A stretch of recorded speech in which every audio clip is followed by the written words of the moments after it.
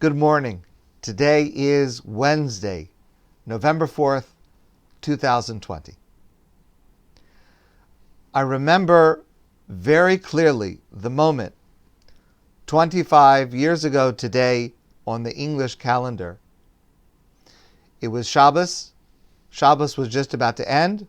I was in Shul, our former community in New Haven. We had just finished Shal Shudas, and we were walking back into the shul for Mariv. One of our members rushed into shul, and he said that Prime Minister Yitzhak Rabin had been assassinated. I will never forget that moment. Today is the 25th anniversary of that terrible tragedy. Dr. Yossi Klausner gave an interview this week. It's the first time that he has spoken about this publicly. He was the head of surgery at Ichilov Hospital, where Rabin was taken. And he said, the more time that passes, the force of that loss, for me, only gets stronger. Those are moments that will stay with me throughout my life. He talked about that night. He got a phone call at about 10 p.m. Israel time. He rushed to the hospital, to the operating room. He said there were desperate attempts to resuscitate the Prime Minister. And for a few minutes, it appeared on the monitor as if there was a sign of life, but it was artificial. It was due to the efforts to try to revive him. And by 11 p.m., 11:07 p.m., it was clear that there was no chance to save him, but they continued to try.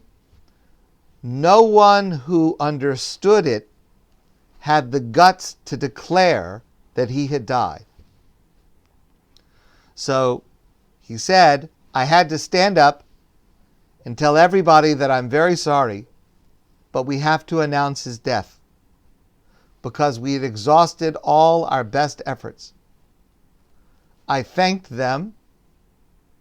It was a terrible moment. I will never forget it. I saw people, surgeons, anesthetists, people from intensive care, collapsing on the floor. I have never seen anything like it. People lying on the floor of the operating room, crying. I've never seen it before or since. The surgeon said that even if it had happened today with all of the advances in technology and medicine, it would have been impossible to save Rabin's life. Even if Rabin had a medical team with him when it happened, which, by the way, became the practice after that and continues to be the practice today, even if that had been the case, it would have been impossible to save his life. With the kind of damage he had sustained, he didn't have a chance. A few days after Rabin was killed, Rav Aaron Lichtenstein spoke in his yeshiva in Israel, and he expressed as only he could the essence of that tragedy. So he said, first of all, there are many reasons to cry and to mourn. First, he said, we must not lose sight of the personal aspect, the family's loss. Even when there is a national public aspect, the first and most immediate loss is suffered by those closest to the deceased. Then he said, in paying tribute to Rabin, it is rare to find someone with such a level of leadership, the combination of military background and over 20 years of political statesmanship, and the ability to lead and inspire confidence, to steer a course in turbulent and dangerous waters towards a shore whose safety is itself questionable.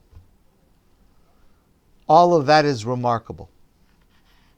Now keep in mind, of course, the political context that Rabin had devoted his life and probably gave his life for the cause of trying to promote peace between the Israelis and the Palestinians based on a project of land for peace.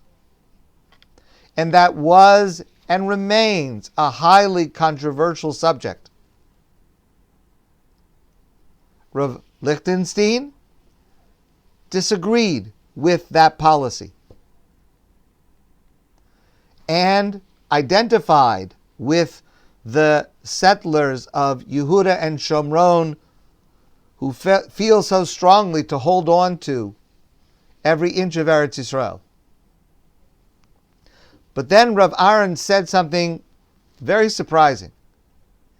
He said there is a special source of worry for those to whom the settlement of Yehuda and Shomron is important. Now, that's paradoxical because Rabin's fiercest opposition came from this group. But he said that in the subject of the peace process and trading land for peace, there are two issues. One is what is given back, and the other is how it is given back. And he said, even though he disagreed with Rabin's policy, he said, Rabin was the proponent of this policy as a necessary compromise with pain, with real feeling for the nature of the loss, more than anyone else involved in the process. It's an amazing statement for Rav Lichtenstein to be able to say about a political opponent, to at least recognize the values that Rabin shared with those who opposed his policy, notwithstanding their difference of opinion, but sharing the pain and the difficulty to have to even consider relinquishing part of Eretz Yisrael. And then Rav Aaron went further and he said as follows. He said, all of that would be true even if he died naturally. But the circumstances of his cold-blooded murder are a source of great pain and distress.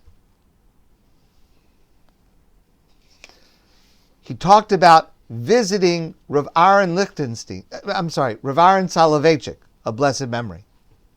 Now, Rav Aaron Soloveitchik was strongly and publicly opposed to everything that Rabin stood for. And when he went to visit Rav Aaron Soloveitchik, Rav Aaron kept repeating over and over, a badge of shame, a badge of shame.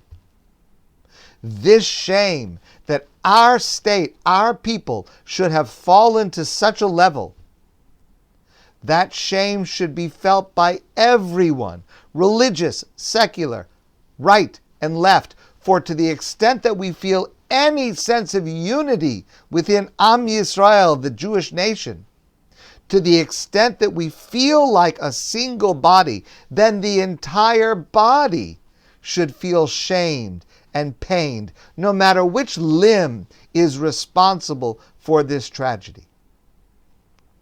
We should feel deep shame that this method of supposedly solving conflicts has become part of our culture. And then he said something even more startling.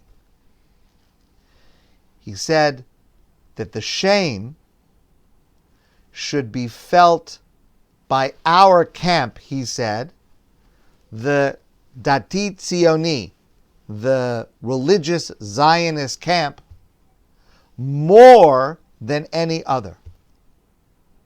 Because he said about this assassin, here is a man who grew up in the best of our institutions. A day before the murder, he could have been cited as a shining example of success and achievement, a source of communal pride. It would be a natural tendency to say that he is an aberration, that he does not represent us. But Rav Aaron said, but if a day before the murder we would have said proudly, see what we have produced, we must say it now as well, in shame, see what we have produced. It is indefensible that one who is willing to take credit when the sun is shining should shrug off responsibility when it begins to rain. Let us face our responsibility. I want you to hear, I want to hear, and internalize the brutal honesty of Rav Aaron Lichtenstein in realizing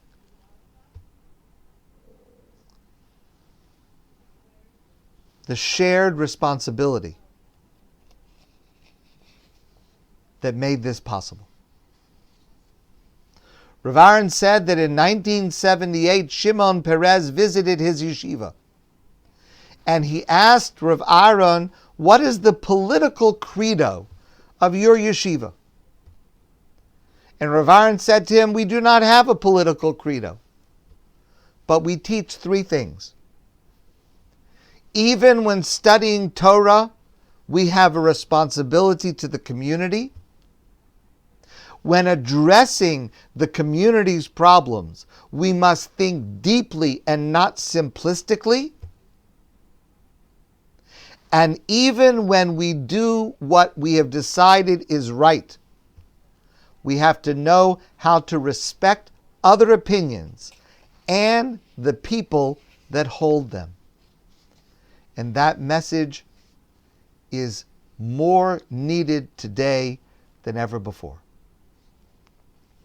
Finally, I just want to share the words of President Rivlin, who spoke at a memorial just a few days ago. He said, it pains me that the country today is divided like the Red Sea, and hatred bubbles up beneath our feet.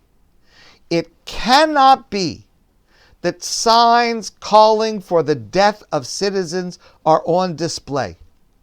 It cannot be that journalists live under threat. It cannot be that citizens beat other citizens. It cannot be that police face severe verbal assault. And it cannot be that someone will consider that the assassination of a prime minister, president, or member of Knesset is even a possibility. It cannot be that we permit the next possible murder, even the slightest possibility, by what we say or what we fail to say, by looking or failing to look, by actions or by inactions. This day should be a day of fierce honesty in facing our shortcomings, refusing to deny or shift blame, and committing ourselves to never letting it happen again. My friends, it's a heavy day. I wish you all well. I look forward to seeing all of you soon in person. And I hope that all of us can commit to living up to the challenge Rabin's assassination and Rivlin's exhortation places before us. Have a good day.